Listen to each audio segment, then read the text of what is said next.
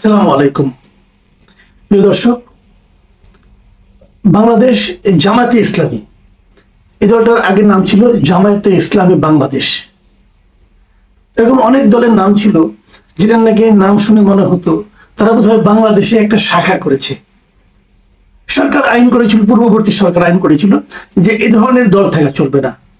আগে যেমন ছিল জামায়াতে ইসলামী বাংলাদেশ, মানে জামায়াতে ইসলামী পাকিস্তান ছিল, জামায়াতে ইসলামী হিন্দুস্তান ছিল, এরকম ইন্ডিয়া ছিল, এরকম ছিল। কমিউনিস্ট পার্টির ক্ষেত্রে এরকম ছিল। তো সেক্ষেত্রে সরকার নিয়ম করেছিল যে অন্য কোনো দেশে শাখা আছে সেরকম দল থাকা চলবে না, মানে এটা অন্য কোনো দেশে শাখা হতে পারবে না। তারা নাম চেঞ্জ করে করেছিল পরে যে বাংলাদেশ জামায়াতে ইসলাম। তো এই দলটা হঠাৎ করে কয়েকদিন আগে এই দলের যিনি সাধারণ যিনি আমির ডক্টর শফিকুর রহমান, এই ভদ্রলোককে আমি খুবই একজন আধুনিক এবং স্মার্ট লোক হিসাবে মনে করতাম এবং উনি বেশ ভালোই পলিটিক্যাল বক্তব্য রাখতেন। ওনার কথাবার্তা বেশ সেন্সিবল ছিল। কিন্তু হঠাৎ করে গত সপ্তাহে ওনার একটা বক্তব্য আমাকে একটু হতচকিত করেছিল। সেটা কি, উনি বলেছিলেন যে দেশে পরীক্ষিত দেশপ্রেমিক শক্তি হচ্ছে দুটি। এই দেশে পরীক্ষিত একদম দেশপ্রেমিক, যে দেশপ্রেমিক অনেকে দাবি করে কিন্তু পরীক্ষায় পাশ করা, এরকম দেশপ্রেমিক শক্তি হচ্ছে দুটি। সেটা কি, একটা হলো সেনাবাহিনী, আরেকটা হলো জামায়াত ইসলাম। ইন্টারেস্টিং কিন্তু সেনাবাহিনীর কথা কেন বলেছেন আর জামায়াত ইসলামের কথা কেন বলেছেন? জামায়াত ইসলাম ওনার নিজের দল, সেই দলটাকে উপরে রাখতে হবে এই জন্য বলেছেন। তার সঙ্গে আবার সেনাবাহিনী জুড়ে দিলেন কেন? কারণ একটাই, সেটা হলো পেদানির ভয়। সহজ বাংলায় বললাম, শব্দটাকে কেউ ভিন্নভাবে নেবেন না। এটা হলো পেদানির ভয়।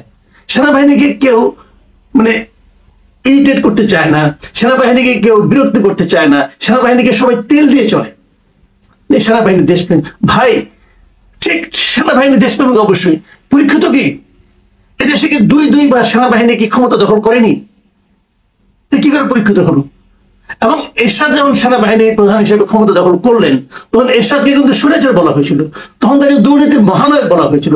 হতে পারে পরবর্তীতে শেখ হাসিনা সরকার এসে আরো দুর্নীতি করেছে, আরো বেশি কিছু করেছে, সেটা অন্য প্রসঙ্গ। কিন্তু শুরুটা কিন্তু এরশাদের আমল দিয়ে হয়েছিল। তো আপনি সেনাবাহিনী পরীক্ষিত দল আপনার দলটাকে সামনে রাখার জন্য সেনাবাহিনীকে জুড়ে দিচ্ছেন কেন? এটা হলো এক ধরনের, আমি মনে করি এক ধরনের হিপোক্রেসি। আর বাদ বাকি সব দল কিন্তু বাতিল করে দিলেন ওনারা এবং সেনাবাহিনী, এছাড়া আর কেউ পরীক্ষিত দেশপ্রেমিক দল নয়। যাই হোক, ওনার মতো লোক, উনি খুবই একজন ধার্মিক লোক বলে মনে করি, ওনাকে শিক্ষিত লোক বলে মনে করি এবং খুব পরিমিত কথাবার্তা বলতেন বলে মনে করতাম। কিন্তু এই বক্তব্যের পর আমার মনে কিন্তু দ্বিধা তৈরি হয়েছে যে উনি দেশপ্রেমিক দল কেবল সেনাবাহিনী এবং ওনাকে ছাড়া আর কাউকে মনে করেন না। ভাই, এত বড় দেশ, এতগুলি দল, সব বাতিল হয়ে গেল, আপনি পরীক্ষিত থাকলেন, এটা কেমন কথা? এরপর একটা কথা আমি বলি, ওই সময়ে তার কয়েকদিন পরে রিজভী আহমেদ বিএনপির নেতা, সিনিয়র যুগ্ম মহাসচিব, উনি একটা অনেক বড় কথা কিন্তু বলেছেন। সেটা জামায়াতকে উদ্দেশ্য করে বলেছেন। সেটা উনি বলেছেন যে 71-এ আপনাদের ভূমিকাটা কি ছিল? আপনারা তো দেশপ্রেমিক। দেশটা কি ভাই? দেশটা কি মাটি? দেশটা কি ভূমি, গাছপালা? এটাই দেশ নাকি দেশের মানুষগুলিও দেশের পার্ট, তাই না? দেশের মানুষদের নিয়েই তো দেশ। তো 71-এ আমাদের দেশে যে ধ্বংসযজ্ঞ চলেছিল, 71-এ আমাদের দেশে যে পাকিস্তানি বাহিনীতে নির্মম অত্যাচার করেছে, বাড়িঘর জ্বালিয়ে দিয়েছে, মানুষকে হত্যা করেছে, আমাদের দেশে নারীদের নিয়ে ধর্ষণ করেছে, তাদের ওখানে আটকে রেখে ধর্ষণ করেছে দিনের পর দিন। যে এই যে এত বড় অপরাধ, মানবতার বিরুদ্ধে অপরাধ, এই অপরাধের কোনো সীমা হয়? তো সেই অপরাধ যখন চলে তখন আমার দেশের সমস্ত মানুষ মুক্তিযুদ্ধে লিপ্ত হয়েছে। সেই সময়ে এই জামাতের ভূমিকাটা কি ছিল? তারা কি মুক্তিযুদ্ধ করেছিল? এই কথাটা রিজভী আহমেদ করেছেন। তিনি প্রশ্ন করেছেন যে আপনারা কোন সেক্টরে যুদ্ধ করেছেন, আপনারা কোন সেক্টর কমান্ডারের অধীনে যুদ্ধ করেছেন? আপনারা তো দেশপ্রেমিক। তো দেশটা তো ভাই হঠাৎ করে আজকে তৈরি হয় নাই, তাই না? আমাদের দেশটা 71 মুক্তিযুদ্ধের মাধ্যমে স্বাধীন হয়েছে। তো সেই সময়ে আপনার দল কোন সেক্টরে যুদ্ধ করেছেন বলেন? আপনার দেশপ্রেমের কি নমুনা আপনি তখন দেখিয়েছেন বলুন? কোনো জবাব আছে? কোনো জবাব নেই। এখন হয়তো আপনি বলবেন যে না, ওই সময় আমরা তো ছিলাম না। তো আপনি দল তো ছিল, আপনাদের নেতারা তো ছিল, তো ওই সময় আপনি তো বলবেন যে না, দল তো আমরা না, দল তো যখন যারা নেতা ছিল তারা দলটাকে ভুলভাবে পরিচালিত করেছিল বলে আজকে আমরা তখন করতে পারি, বলতে পারেন, কিন্তু আমি বলে অসঙ্গত মনে করবো না।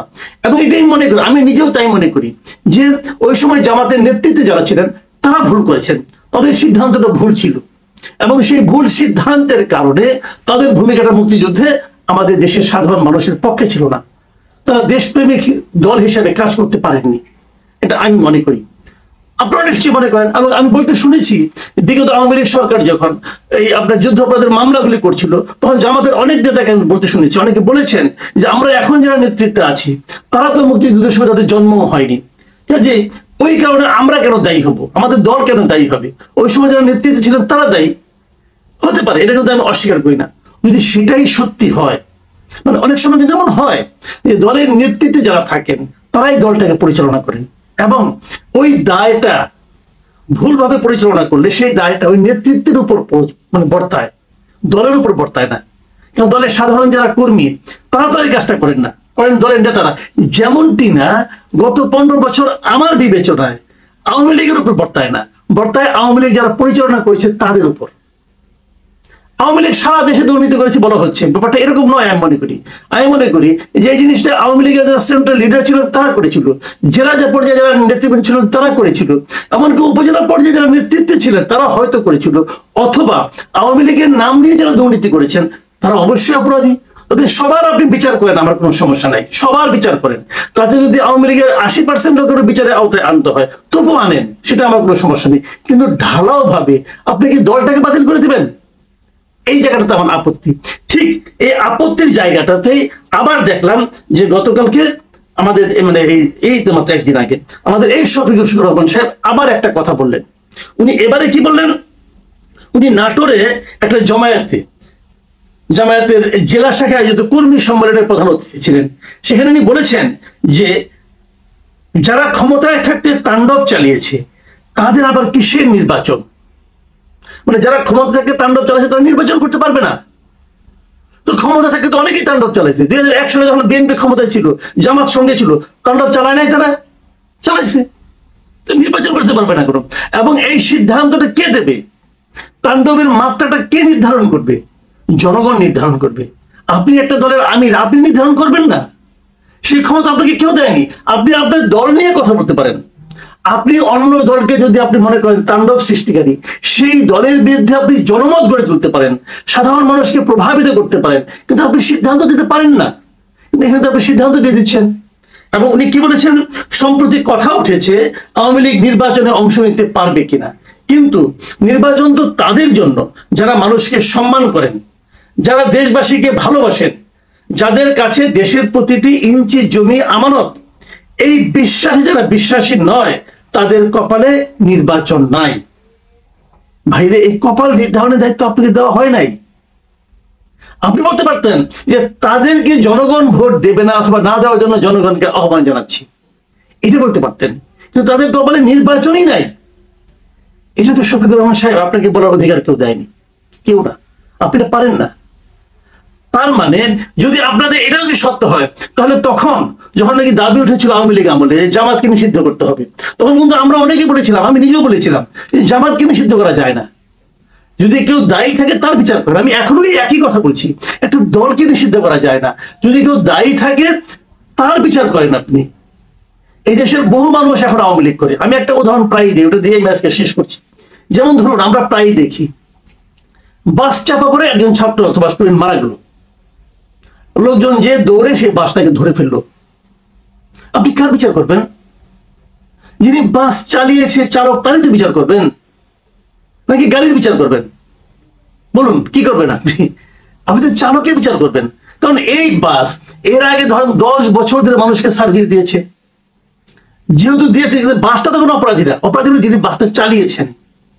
যিনি চালিয়েছেন তার ভুলের কারণে, তার বেপরোয়া আচরণের কারণে, তার চিন্তার অসাবধানতার কারণে মানুষ মারা গেছে, এবং আইনে এই চালকেরই বিচার হওয়ার কথা, তো সেই বিচারটা করুন।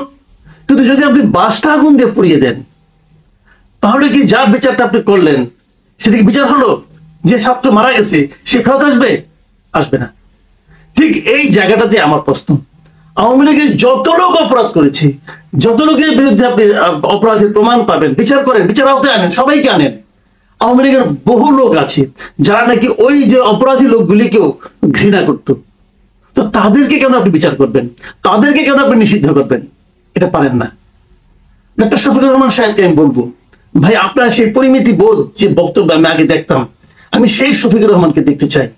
হঠাৎ করে ক্ষমতায় চলে গেছেন ভেবে উন্মত্ত হয়ে যাবেন, এটা ঠিক হবে না ভাই।